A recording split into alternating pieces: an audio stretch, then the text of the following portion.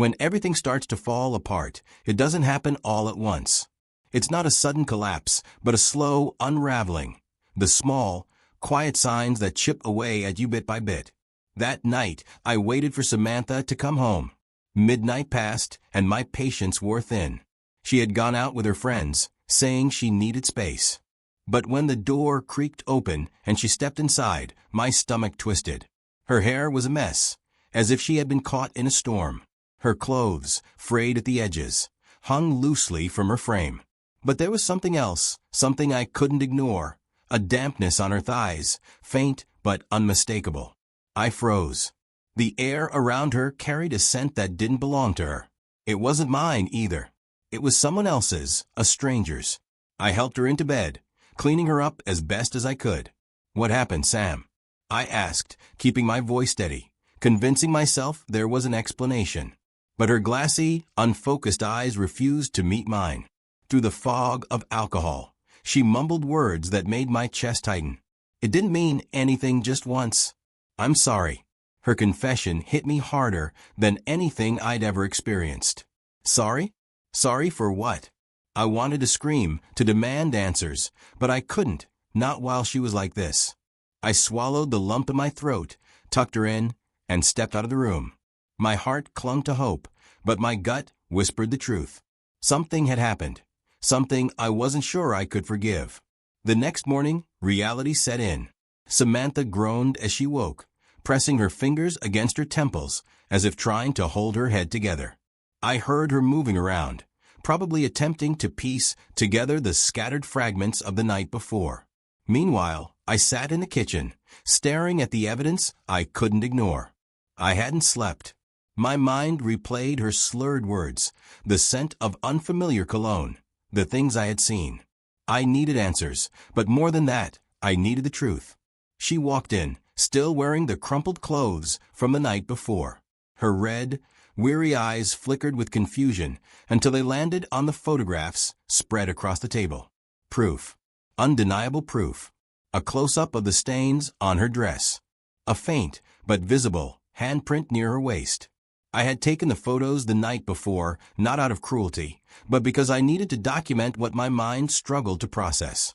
"Do you even remember what you did last night?" I asked, my voice unsteady. Not from rage, but from the ache twisting deep in my chest. Her face fell. I saw it. The panic, the guilt, the realization. She didn't need to ask what I was referring to. She already knew. Right there, in the middle of the kitchen, Samantha broke down. Tears streamed down her face as her shoulders shook with quiet sobs. "I'm sorry," she choked out. "I didn't mean for it to happen. It was a mistake." Her words sliced through me, cold and sharp. "A mistake," I repeated, cutting her off. "You didn't just trip and fall into this, Samantha. You made a choice. You walked into that bar, got drunk, and let another man touch you." She tried to explain, to justify her actions by blaming the state she was in. But I wasn't buying it. Her tears didn't move me anymore. They felt empty, like the excuses spilling from her lips. That was when it hit me. She wasn't just apologizing to me. She was trying to soothe her own guilt. That was what hurt the most. She didn't fully grasp the damage she had done, the way she had shattered us, our marriage. I couldn't listen anymore. I stood, met her tear-filled gaze, and said, "I need some air." Then, without another word, I walked out, leaving her alone with the wreckage she had created. You can't just brush something like this aside, not when trust is broken, not when every part of you screams for the truth. I tried. God knows I tried to push it from my mind, to pretend it hadn't happened. But the questions gnawed at me, refusing to let go. Who was he? Why her? And most of all, how long had this been going on? Samantha's drunken confession had been a tangled mess of regret and half-truths. But there was enough for me to piece things together. A name, Adam. That was all. I had to start digging. It didn't take long. With social media, connecting the dots is almost effortless when you're determined. Adam wasn't just some faceless stranger. He was exactly the type of man you'd imagine. Polished, successful, and exuding confidence. The kind of person who could charm his way into, or out of any situation.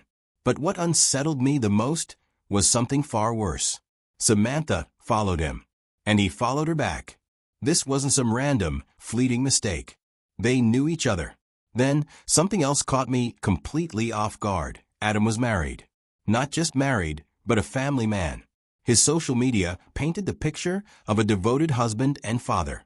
Pictures of family vacations, birthday celebrations, and cozy Sunday mornings filled his Instagram, each post portraying a life that seemed perfect. He looked like a man who had everything. But then again, so had I. And look where that had led me. The deeper I dug, the more the puzzle pieces fell into place. I needed to know just how far this connection stretched. Samantha's phone became my next target. She had no idea I was watching, but I had to uncover the full truth. Late at night, while she slept, I unlocked it. That's when I found the messages. They weren't long or elaborate, but they didn't have to be. The proof was in their simplicity. Adam knew she would be at that bar. Their conversation was light, casual, just enough to set the stage. He didn't just happen to be there. He went because he knew she would be. This wasn't an accident. It was planned. My hands trembled as I scrolled through their exchanges. Their words weren't explicit, but they didn't need to be. The meaning was clear. This wasn't a fleeting lapse in judgment. It was intentional. That night, I made my decision. Adam's wife deserved to know the truth about the man she had married. She needed to see him for what he really was. And once I confronted him, I would turn my attention back to Samantha. The divorce papers were already in progress, but before I could walk away for good, I needed closure. I had a name. I had proof. And now I had a plan. This wasn't about revenge. It was about justice. If my marriage was falling apart, his wouldn't remain untouched. I wrestled with the decision, whether or not to reach out to his wife, Charlotte. Some might argue it wasn't my place, but I saw it differently. She had a right to know just as I did. So, I sent the message. Carefully, I worded it, explaining that I needed to discuss something important with her. She responded the same day, agreeing to meet at a quiet cafe downtown, a neutral space where emotions wouldn't spiral out of control. When I arrived, she was already there, seated at a small table. Her presence was understated. Dark hair pulled into a neat ponytail, simple attire, an air of quiet nervousness. She looked confused, maybe a little wary, but she greeted me politely, offering a faint smile as I introduced myself. Her expression softened when she mentioned Adam. I saw it instantly, the love she had for him. And that made what I had to say even harder. I didn't cushion the blow. Your husband had an affair with my wife. Her polite smile vanished. Disbelief flashed across her face. Her hands trembled as she slowly set her coffee cup down. For a moment, she simply stared at me, as if refusing to believe the words I had just spoken. I reached into my bag, pulling out the evidence. Screenshots of their messages. Timestamp photos from that night.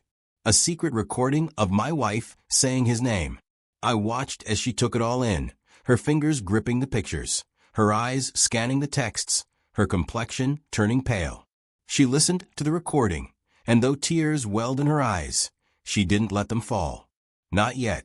She sat there, frozen, lips quivering as she struggled to process it all. When she finally spoke, her voice was unsteady but firm. "Thank you for telling me." I nodded, standing up. There was nothing more to say. As I walked out of the cafe, a storm of emotions churned inside me. Anger, relief, guilt. What happened next between Adam and Charlotte was no longer my concern. My priority was reclaiming control of my life. That meant severing ties with Samantha and the life we had once shared. Back at home, everything felt different. The house no longer felt like home. And Samantha, she was just a shadow of herself, weighed down by guilt. I saw it in her eyes, in the way she carried herself.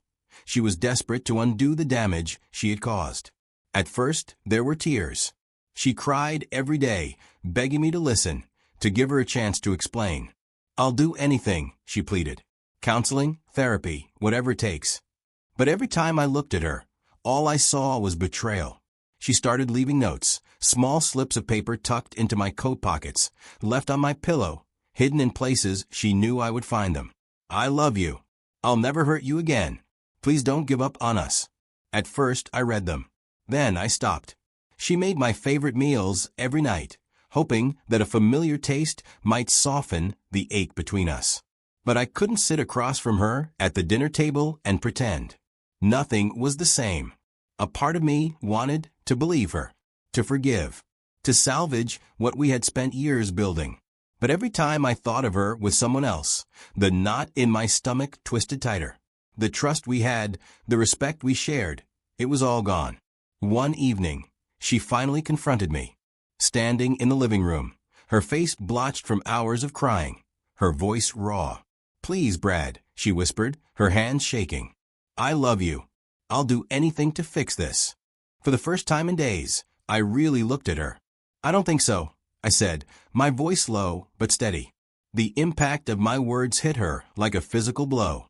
She collapsed onto the floor, sobbing, clutching her chest as if the pain might tear her apart. Maybe in that moment, she felt even a fraction of the devastation she had caused me. The days that followed were eerily silent. No arguments. No shouting. Just the unbearable weight of everything that had happened, hanging in the air like a storm cloud. A small part of me hoped, foolishly, that the quiet might bring clarity. That maybe, somehow, we could find a way to repair what was broken. But deep down, I already knew the truth. Some things can't be fixed. So, I spent those days preparing, tying up loose ends, sorting through finances, reviewing documents, readying myself for what was inevitable. I reflected on our years together, the highs, the lows, and questioned if any of it was enough to hold on. That morning, I walked into the living room. Samantha was there, sitting with her gaze fixed on the floor, as if searching for answers in the worn-out carpet. When she noticed me, her swollen, red-rimmed eyes met mine. Her face was etched with exhaustion and desperation. I hesitated for a brief second, not because I doubted my decision, but because I knew what this moment signified. The true, final end of everything. I held up the divorce papers. "You made your choice that night," I said, my tone unwavering. "This is mine." I placed the papers on the coffee table. She stiffened, her whole body going rigid. With trembling hands, she reached for them. "Brad, no. Please," she whispered, her voice breaking. "We can fix this. I'll do whatever it takes." She dropped to her knees, gripping my hand, sobbing so hard it sounded like she might choke on her own grief. "Don't do this," she begged. "Please don't throw us away." But the truth was, she had already thrown us away. With one selfish decision, she had shattered the foundation of trust we had spent years building. And without trust, there was nothing left. I gently pulled my hand from her grasp. "I can't," I said simply, shaking my head. "I've tried, Sam. I've thought about it from every angle, but I can't see you the same way anymore. I can't see us the same way." I didn't raise my voice. I didn't need to. The finality in my words was enough. Then I turned and walked away. Her sobs followed me, echoing through the house like the last remnants of a storm. As I left the room, a strange mix of emotions settled over me. Grief, certainly, but also relief. For the first time in days, I felt like I could breathe again. It wasn't the ending I had wanted, but it was the one I needed. Some wounds cut too deep to heal, and this was one of them. It's strange how something that once meant everything can feel so empty in the end. But that was my reality. I walked away from that marriage a free man, though freedom wasn't what I had imagined. For weeks, I couldn't even step foot in our bedroom. The scent of her still clung to the sheets, tangled with memories I didn't want to relive. So I slept on the couch instead. But slowly, things started to shift. I stopped focusing on the empty spaces she left behind and started imagining new possibilities. I rearranged the furniture, repainted the walls, changed the little details that made the house ours into something that was mine. I wasn't just rebuilding a home. I was rebuilding myself. The cracks she left didn't disappear, and the scars remained. But over time, they ached a little less. And in their place, I found something I hadn't felt in years. Peace. As for Samantha, I don't know where life took her after that. Once the papers were signed, we stopped speaking. I heard things here and there. That she struggled. that moving on wasn't easy for her. People like to say time heals all wounds. I don't believe that. Time doesn't erase pain. It simply teaches you how to live with it, how to grow around it. For me, that meant learning to embrace solitude. I'd rather spend my days in quiet contentment than in a marriage stained by betrayal. And as for Samantha, I hope she finds a way to live with her choices. Not for me, but for herself.